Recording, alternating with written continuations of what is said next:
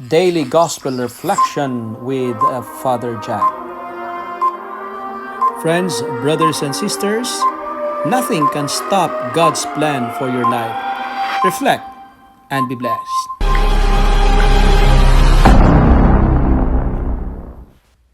Good morning, my dear brothers and sisters. Today is May 17, 2020, and we are now on the sixth Sunday of Easter, and today is the Sunday before the feast day of the Ascension. Our gospel for today is from the account of John chapter 14, verses 15 to 21. And my dear brothers and sisters, joy is the theme of today's readings. In our first reading for today, Christians in Samaria were filled with great joy when Philip performed signs of wonders. Friends, brothers and sisters, you know what? We can bring joy to others when we ourselves, when we allow ourselves to be channels of to be channels of people's healing. Today, I invite you guys, allow yourself be the reason for other people to smile. If you are a husband, allow yourself be the reason why your wife is smiling. If you are a parent, allow yourself be the reason why your children are happy rather. There are many people around us who were paralyzed and lame by this pandemic. It is now the time for us to make a joyful noise to God by our acts of kindness.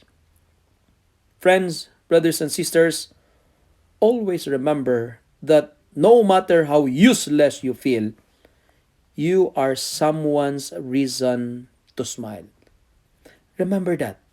And I'm going to say it again. No matter how useless you feel today, you are someone's reason to smile. By the way, thank you to a woman who anonymously paid my groceries at Extra Food last week when I went there for my grocery. The cashier told me, I was surprised when I reached the counter, that it's already paid by her. I do not know her, but anyways, thank you for your generosity. And you know what? Yesterday, after a ministry in the reserve, I went for a late drive-through lunch at A&W, and I was surprised when I reached the counter to pay my order. The cashier told me that the driver before me paid for my lunch. And last week I've learned that someone left a budget for my groceries at Maleg store. Guys, I do not know you, but thank you for being an angel. You guys are like Philip in today's first reading. In our second reading, we are reminded to smile even in the midst of our sufferings. Tears and fears are part of our journey, but focus on the blessings, not on your misfortunes. Friends, joy is possible if we have hope. Joy is possible in a difficult circumstances if if we sanctify the Lord in our hearts. As our second reading says, and I quote, "It is better to suffer for doing good than to suffer for doing evil." You know what? We are not called to be vindicative and condemning to those who disagree with us, but we are all invited to be gentle and respectful.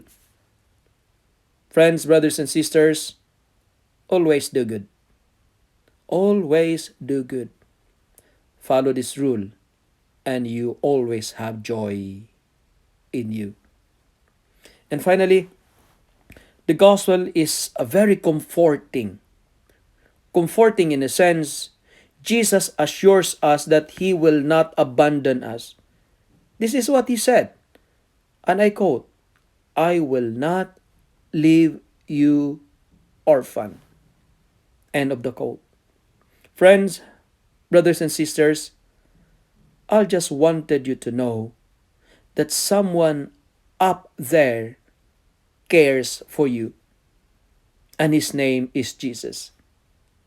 Today, do not feel like you are alone, because you are not. Always remember that in some way or another, you are somebody's angel even if you don't know it. They love you and they think of you even if you don't hear it every day.